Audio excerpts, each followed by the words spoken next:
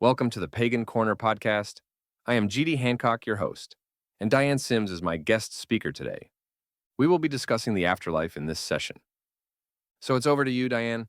Thank you, GD, and it's a pleasure to be here. The afterlife. It's something 98% of humans have contemplated, yet our understanding couldn't be more fractured. Today we're exploring a perspective that completely challenges traditional views of what happens when we die. That's such a fascinating topic to dive into. What particular view caught your attention? Well, you know how most major religions see the afterlife as this journey to reunite with a divine source we're supposedly separated from. This perspective completely flips that idea on its head, suggesting we're actually part of the divine right now, not separated at all. Hmm, that's quite different from the typical heaven and hell narrative we usually hear about. How does this view explain what happens after death? So here's where it gets really interesting. Think about what science tells us about matter and energy. When we die, our physical bodies don't just vanish. Every single atom gets recycled into something else. Like, the carbon in your cells might become part of a tree, which then becomes part of an animal that eats its fruit. That's actually quite beautiful when you think about it. But what about our consciousness? Our soul, if you will. Well, this perspective suggests that soul energy follows the exact same pattern as our physical matter. Instead of staying as one complete unit that moves from life to life, it returns to this vast universal collective, kind of like a cosmic soul soup, if you will. So you're saying we don't maintain our individual consciousness after death? That's quite different from traditional reincarnation beliefs. Exactly right. Think of it like this. Imagine your soul is like a unique mixture of paints.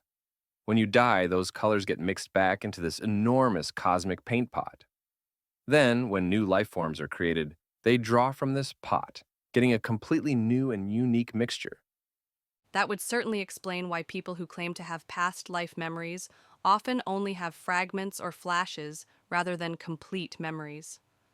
And here's something even more mind bending. Some quantum physicists have actually proposed similar ideas about consciousness being a fundamental property of the universe, like gravity or electromagnetism. They suggest what we experience as individual consciousness might just be localized expressions of this universal field. Let me ask you this: how might this perspective change how we approach life and our relationships with other beings? That's really the key question. If we truly understand that we're all part of the same cosmic energy system, it transforms everything. Every person, animal, or plant we encounter could contain fragments of countless other beings, maybe even pieces of our own past soul energy. That really puts our environmental responsibility in a new light, doesn't it? We're not just protecting other species, we're preserving the very system that our own soul energy will eventually return to. Exactly. And think about how this connects to what we're learning about interconnected ecosystems. Just as removing one species can cause a cascade of effects throughout an ecosystem, our actions might have ripple effects through this collective soul energy. That's quite profound when you consider the implications for how we treat each other and our planet. And here's another fascinating angle.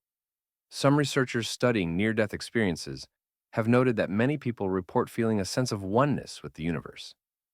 Could this be a glimpse of what it feels like when our individual consciousness begins to merge back with this collective?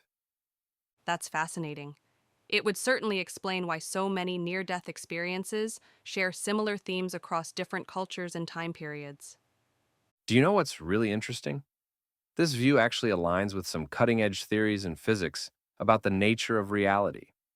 The holographic universe theory suggests that what we perceive as separate individual entities might actually be projections of information stored at a more fundamental level of reality.